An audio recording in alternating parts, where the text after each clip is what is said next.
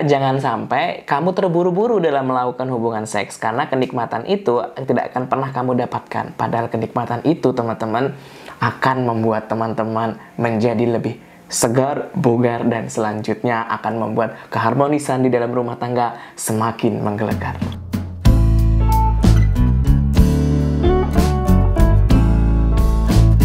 Halo Sobat Makin Sehat, ketemu lagi dengan saya Andi. Hari ini kita akan membahas tentang tema yang lebih menarik dari tema-tema sebelumnya, dan pasti kalian harus menonton ini. Bagi teman-teman yang belum subscribe, silahkan subscribe, like, dan komen. Oke. Penelitian yang dirilis oleh Journal of Medicine yang diterbitkan di Amerika menyatakan bahwa ada sekitar 15-20% dari angka penduduk di dunia ini yang mengalami disereksi ketika mereka berusia antara 17 sampai dengan usia 42 tahun. Tentunya ini menjadi satu masalah yang harus kita cari penyebab apa sebenarnya kenapa terjadinya disfungsi ereksi ketika mereka mengalami masa produktif, di mana seharusnya di usia 17 sampai 49 tahun mereka mampu untuk melakukan hal-hal produktif, terutama kegiatan seksualitas.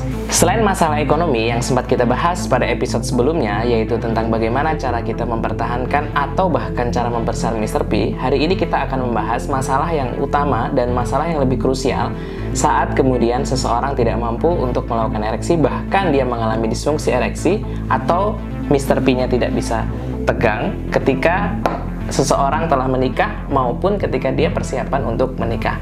Hal ini harus diwaspadai teman-teman semua, terutama bagi kamu yang belum menikah dan ingin mempersiapkan pernikahan kamu dan ingin berusaha agar keluarga kamu tetap berada pada kondisi yang prima dan tidak kemudian mengecewakan pasangan kamu. Intinya, pria membutuhkan satu ramuan atau bahkan satu tips yang ini harus kamu tahu dan kamu harus mempraktekannya ketika kamu ingin membangun rumah tangga yang harmonis.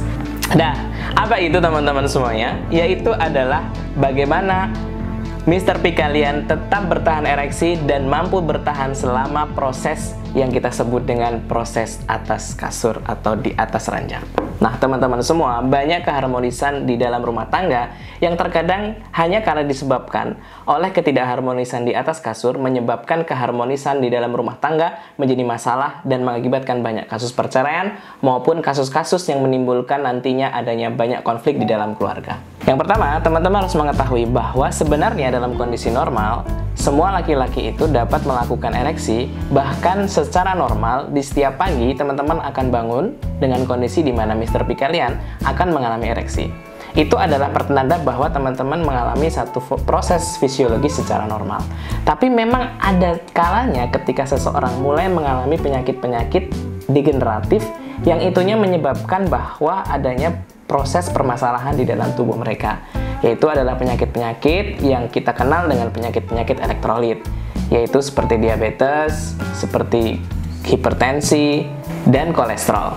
Selain dari masalah degeneratif, seperti yang sudah kita ketahui sebelumnya, ada permasalahan juga ketika kita tidak pernah melatih atau bahkan kita tidak pernah melakukan latihan otot pada area-area di mana itu akan membantu Mr. P kita untuk bertahan lama atau ereksi secara tahan lama.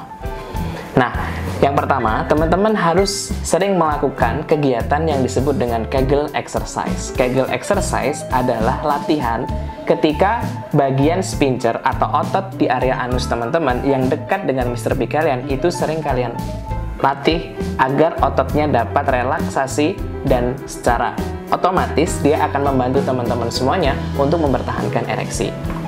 Yang kedua, teman-teman harus memastikan bahwa teman-teman tidak mengalami gangguan penyakit maupun gangguan-gangguan penyakit pada area vital teman-teman. Nah, ini juga bisa kalian lakukan ketika teman-teman dalam kondisi di mana setelah teman-teman melakukan kegiatan maupun ketika teman-teman bangun tidur. Artinya, ini dapat dilakukan ketika teman-teman sebelum melakukan aktivitas. Yang ketiga, ini sangat berkaitan dengan hal yang sangat dekat dengan teman-teman, bahwa ketika teman-teman dalam tanda kutip ini akan kita bahas kepada teman-teman yang sudah menikah. Nah, proses ereksi itu juga dipengaruhi oleh hormonal teman-teman. Itu tidak mutlak dipengaruhi oleh mood atau dipengaruhi oleh kondisi psikologis. Walaupun tetap kondisi psikologis itu mendukung atau bahkan mendorong dari proses mempertahankan ereksi secara lama. Nah, Yang pertama adalah bagaimana teman-teman nantinya harus mengetahui apa-apa saja sebenarnya yang kemudian akan mempengaruhi kondisi ereksi teman-teman semuanya. Karena kita sudah tahu yang pertama tadi, maka selanjutnya adalah bagaimana teman-teman kemudian mempertahankan atau mainkan role play terlebih dahulu sebelum teman-teman melakukan kegiatan seksualitas di atas kasur. Ini juga akan membantu untuk mempertahankan ereksi teman-teman agar dia bertahan lama dan tidak cepat keluar atau istilahnya trot dini. Yang kedua, teman-teman harus kemudian bisa mengetahui durasi. Kita tahu bahwa laki-laki akan lebih cepat terangsang dan dia akan lebih cepat untuk merilis hormon-hormon seksualitasnya. Maka daripada itu, laki-laki juga harus kemudian mengetahui kapan waktu-waktu dan dia harus mengetahui kapan dimana dia harus tetap komunikasi dengan pasangannya atau pasangan kamu sekalian untuk agar dia bertahan secara lama. Yang ketiga, jangan sampai kamu terburu-buru dalam melakukan hubungan seks karena kenikmatan itu tidak akan pernah kamu dapatkan. Padahal kenikmatan itu, teman-teman, akan membuat teman-teman menjadi lebih segar, bugar, dan selanjutnya akan membuat keharmonisan di dalam rumah tangga semakin menggelegar. Setelah kita membahas mengenai bagaimana cara mempertahankan ereksi agar kita tidak melakukan ejakulasi lebih dini, yang terakhir pada segmen ini adalah teman-teman bisa juga melakukan beberapa aktivitas selain Kegel exercise tadi untuk mempertahankan ereksi teman-teman akan lebih lama. Yang pertama adalah teman-teman bisa melakukan akupuntur. Nah, perawatan akupuntur ini sudah sangat booming, bahkan lebih banyak orang tahu akupuntur dibanding mungkin kebanyakan atau sedikit orang. Akupuntur menjadi salah satu fasilitas yang cukup digemari oleh bapak-bapak atau orang-orang yang sudah berada di atas usia 35 tahun. Nah, di sini memang kadang kita tahu usia ini adalah usia di mana orang sudah mengalami degradasi, kadang seksualitasnya sudah menurun, atau memang terkadang emosi dan kondisi rumah tangga maupun pekerjaan sangat mempengaruhi daripada mood seksualitas. Nah, akupuntur juga menjadi salah satu alternatif bagi teman-teman semua yang ingin kemudian tetap mempertahankan ereksi yang cukup panjang. Yang ketiga, teman-teman dapat melakukan olahraga-olahraga ringan, yaitu dengan melakukan olahraga seperti menggunakan sendal akupuntur, di mana di situ kaki pada bagian bawah teman-teman akan dipijat secara terapis dan itu akan memudahkan teman-teman untuk mengalirkan peredaran darah secara normal.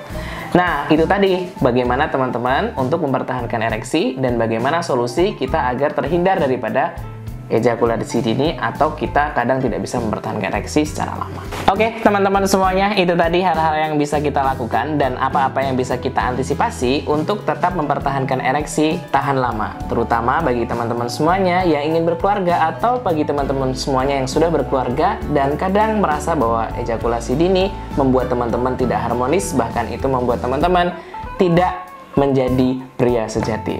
Sampai ketemu lagi di Sahabat Makin Sehat. Bye-bye.